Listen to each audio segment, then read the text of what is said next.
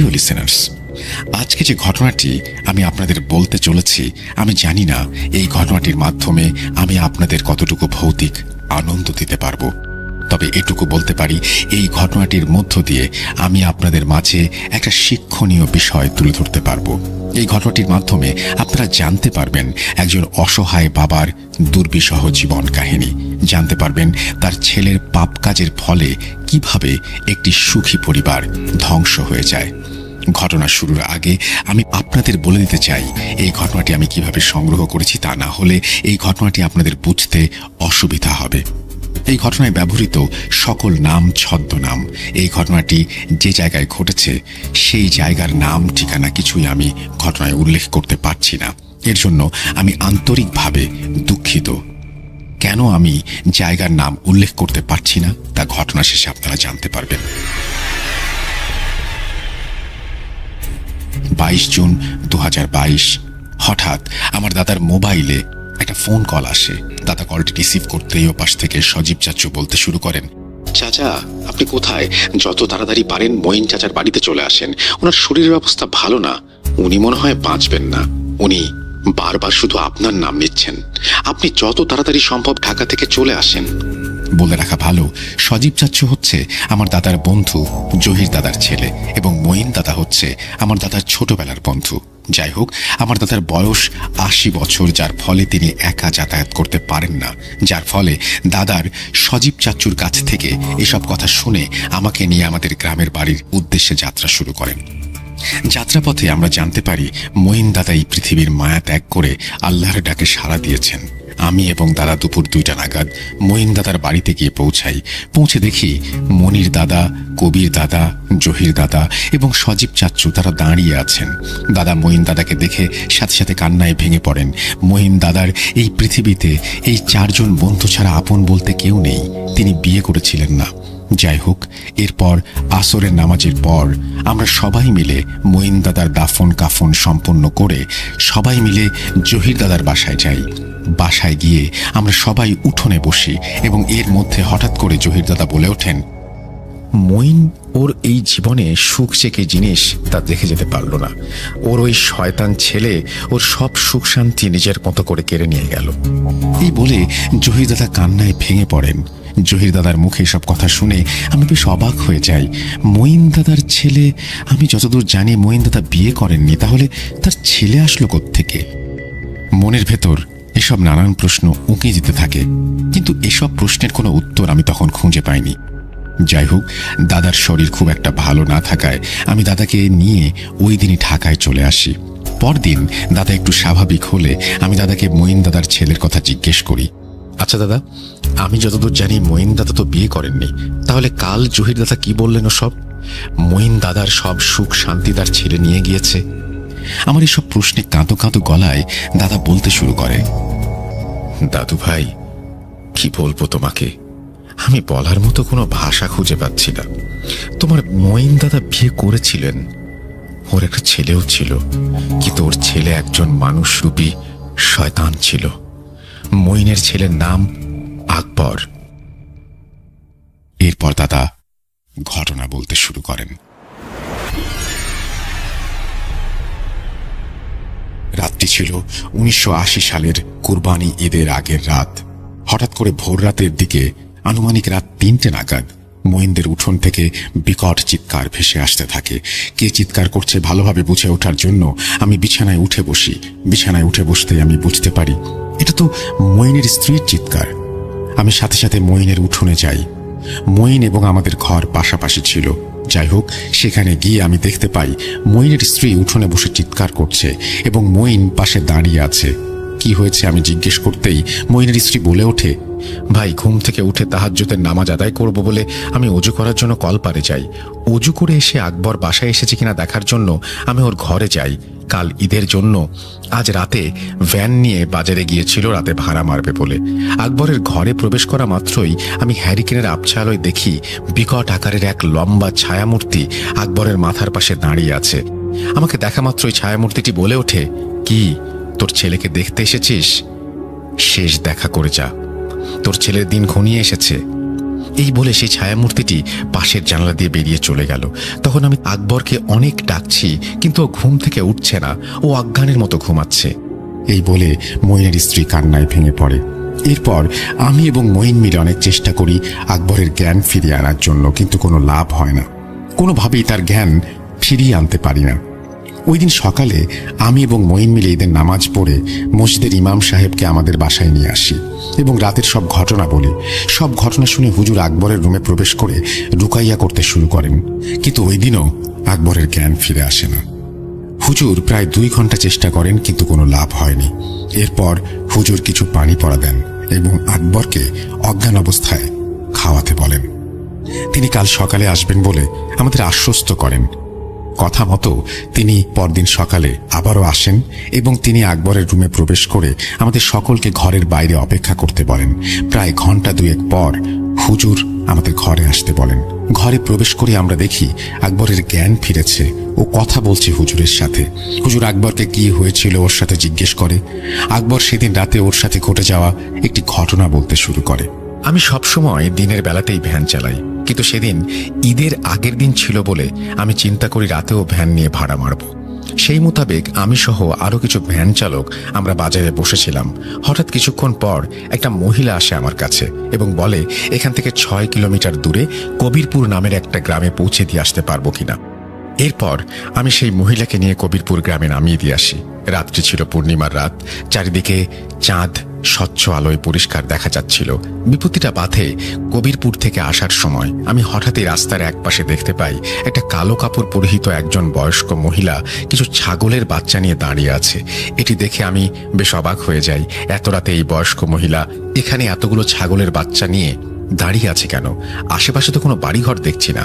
আমাকে দেখে সে হাতের ইশারায় থামতে বলে। আমিও ভ্যান থামিয়ে দেই।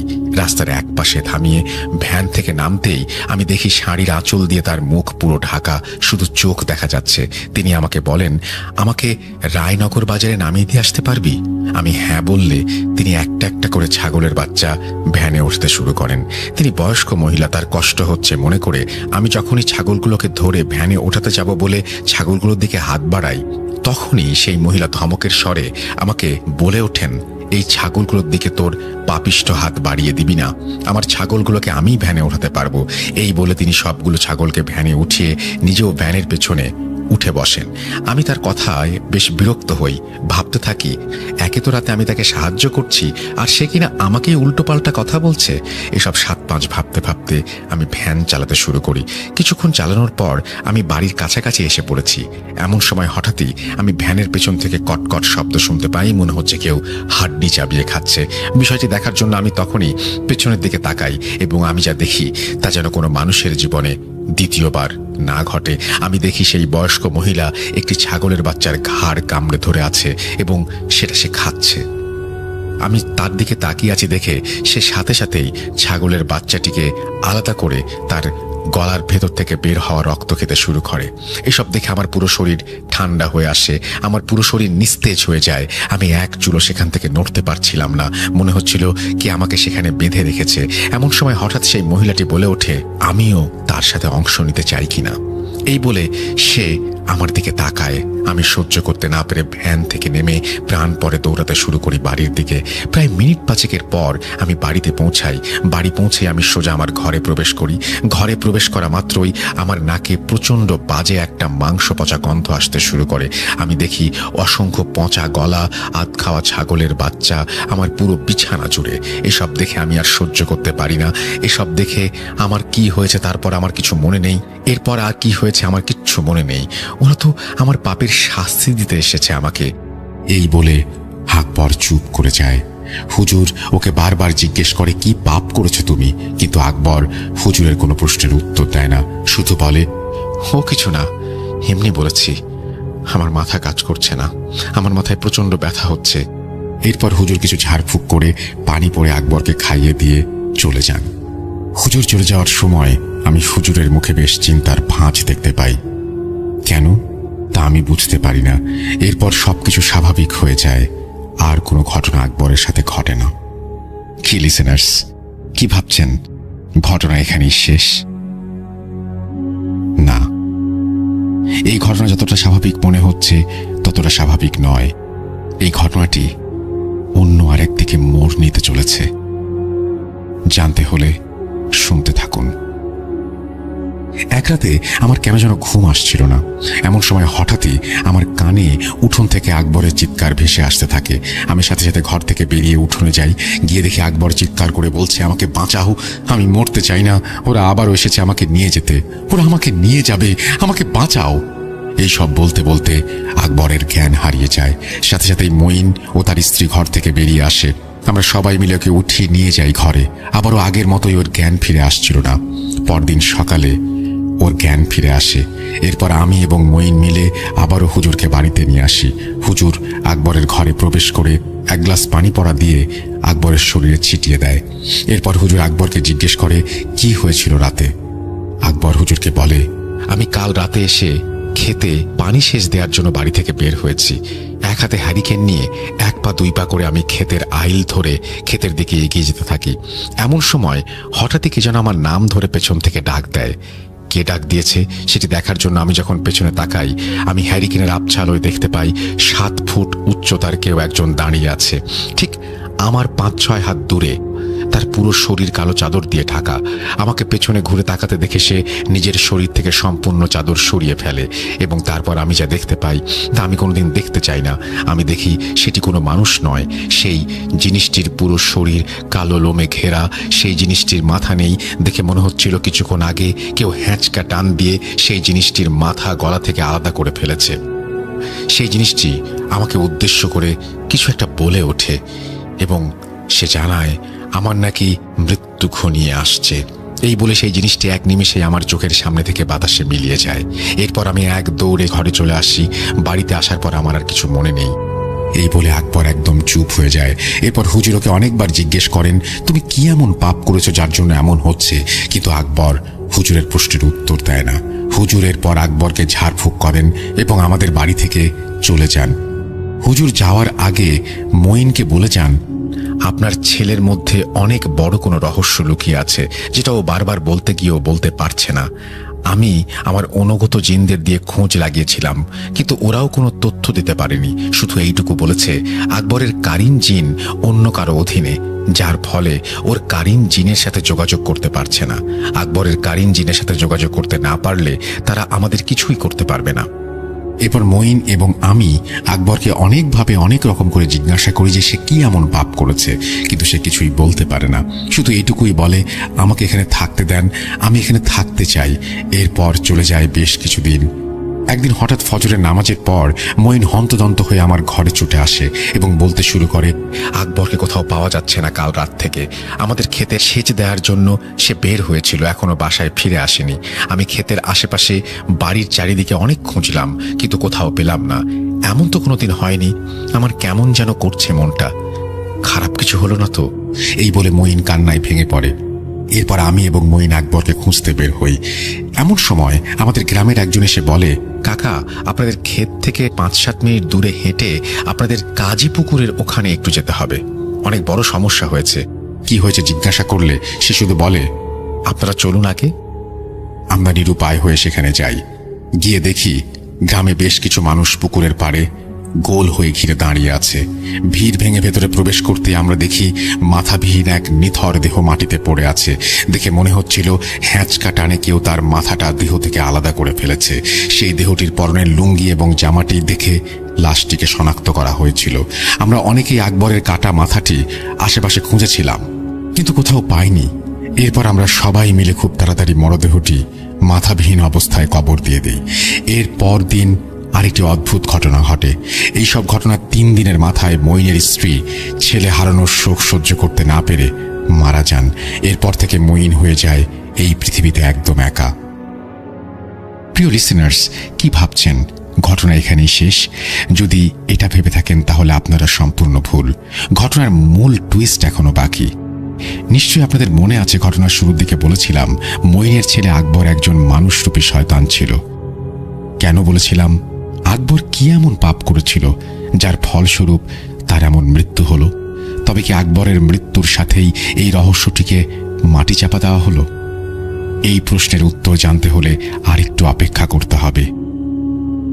আকবরের মৃত্যুর 7 দিন পর আমি এবং মঈন মিলে বাজারে বসেছিলাম।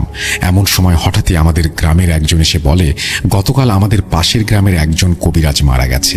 তার লাশ নাকি সেই কবিরাজের বাড়ির পাশের এক জঙ্গলে পাওয়া গেছে। তার লাশটাও ঠিক আকবরের লাশের মতোই ছিল। সেই কবিরাজের দেহও মাথা থেকে আলাদা অবস্থায় পাওয়া গেছে। এসব শুনে মঈনের অনেক মন খারাপ হয়ে যায়। এরপর আমরা বাজার থেকে উঠে বাড়ির দিকে হাঁটা দেই। হঠাৎই মাঝপথে আমাদের হুজুরের সাথে দেখা হয়, যিনি আকবরের চিকিৎসা করতে এসেছিলেন। হুজুর আমাদের দেখা মাত্রই বলেন, ভাই, আপনাদের বাড়িতেই আমি গিয়েছিলাম, কিন্তু আপনারা সেখানে ছিলেন না। আপনাদের সাথে আমার অনেক জরুরি কথা আছে। এরপর আমরা হুজুরকে আমাদের বাসায় নিয়ে যাই।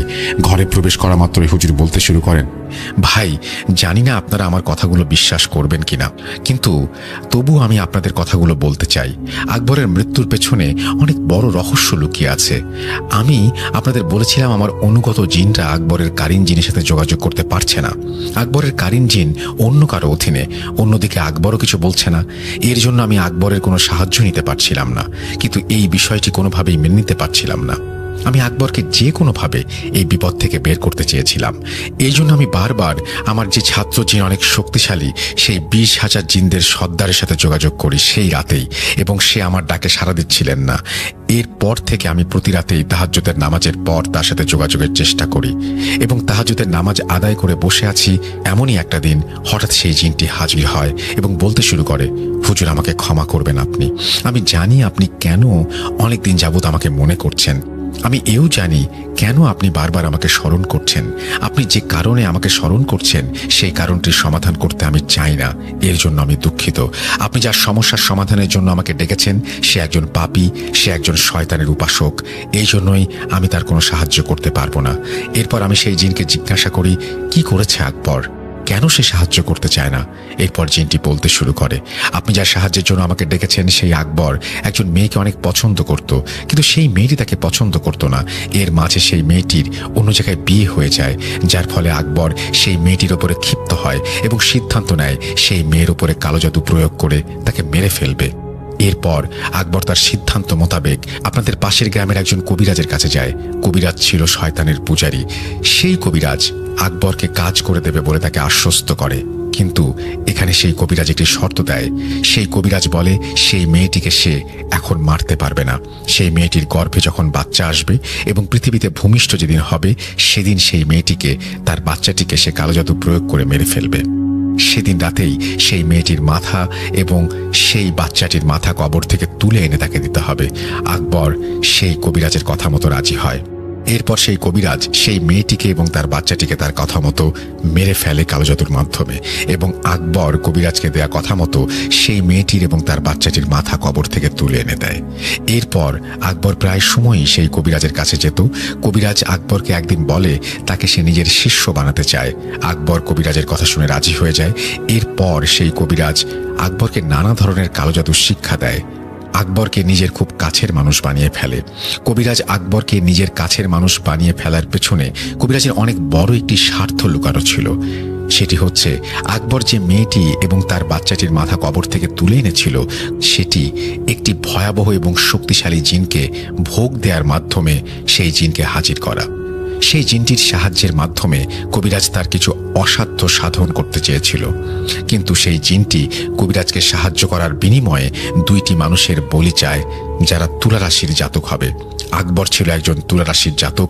এই জন্যই আকবরকে সেই কবিরাজ তার এতটা কাছের মানুষ বানিয়ে ফেলেছিল, যাতে সেই জিনকে সে খুশি করতে পারে এবং তাকে বলি দিতে পারে।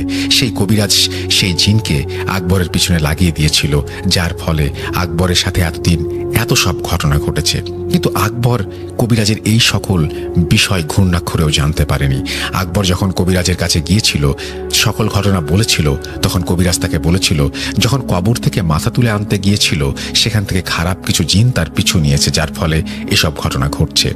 এরপর কবিরাজ 18 এপ্রিল আকবরকে তার কাছে আসতে বলে। সেদিন তার সমস্যার সমাধান করবে বলে তাকে আশ্বস্ত করে। 18 এপ্রিল রাত্রি ছিল অমাবস্যার রাত।